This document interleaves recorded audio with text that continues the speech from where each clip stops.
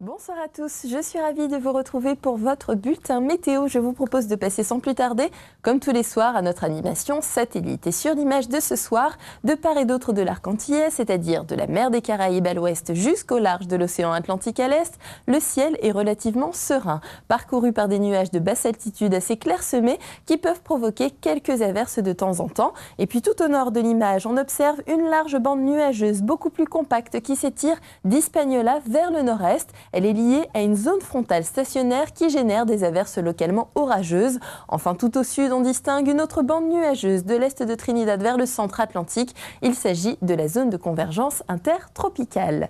Concernant les précipitations, à présent, c'est au Robert que les pluviomètres ont relevé le plus d'eau avec 2,4 mm enregistrés lors des dernières 24 heures. Voyons à présent les prévisions pour les heures à venir. Ce soir et cette nuit, le temps reste variable, alternant périodes d'éclaircies et passages nuageux parfois accompagnés d'averses.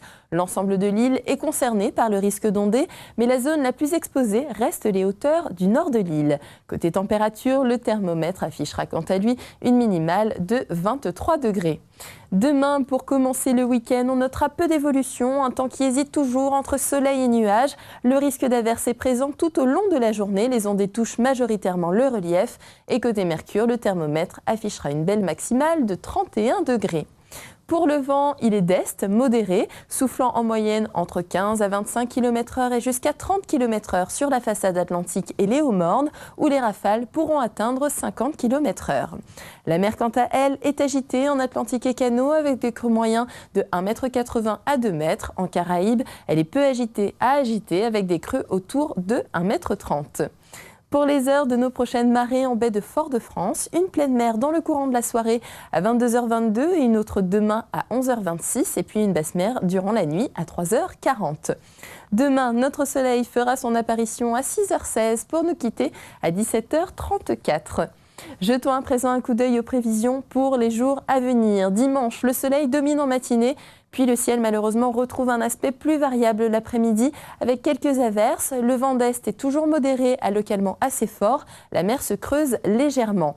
Lundi, persistance d'un temps variable où se succèdent moments ensoleillés et passages nuageux pouvant lâcher quelques averses. Le vent se renforce encore et l'état de la mer se dégrade avec des creux moyens qui atteignent 2,20 m à 2,40 m en Atlantique et Canaux.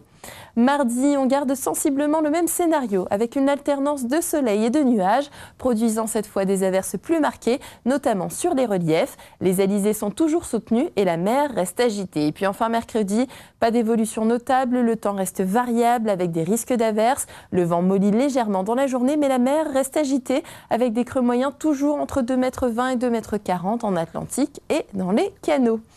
Faisons à présent un petit tour du monde des températures. Et la maximale la plus élevée de notre panel était de 32 degrés aujourd'hui, enregistrée à Sarouane.